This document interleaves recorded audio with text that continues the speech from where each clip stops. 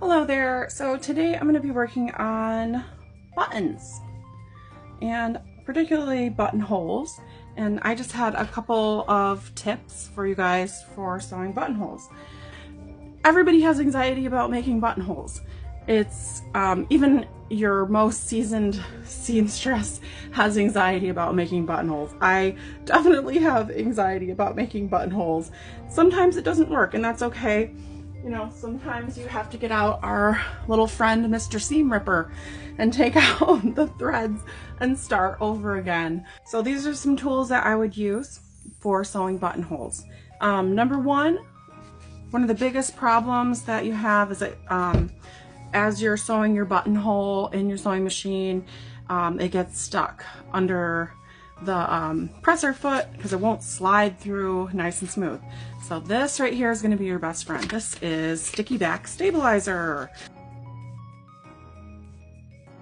Cut just a small piece to fit the section where you're going to be doing your buttonhole.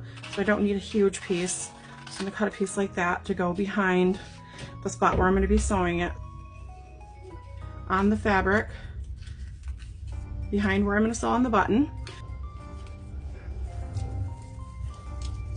Peel off the back of the stabilizer. It's sticky on here. It's like a big sticker, and it's kind of thick, but it's still flexible. It's like kind of like a paper, but it's like a thick paper.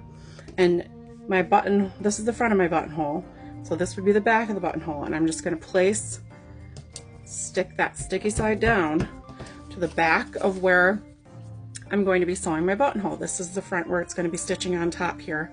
This is the back where I'm going to put the sticky stabilizer on the back. Just peel off the back. It's just like a sticker. Super easy. You don't have to get out your iron or anything. I love Sticky Back Stabilizer. It's my best friend for doing embroidery. And, you know, sewing buttonholes it's an embroidery stitch. So definitely use embroidery thread. It works better. Another tool that you're going to want to use is some pins. This will give you an idea of your button placement, how you're going to mark your buttonhole. This is a really handy tool. It's just a seam gauge, and it has a little slider tool on here. So you pick your buttons, and this will tell you about how big your buttonhole needs to be. This little red thing to the top of there, so you want your buttonhole about that big so it fits in. You can also position this to get an idea of how far from the top you want it to be.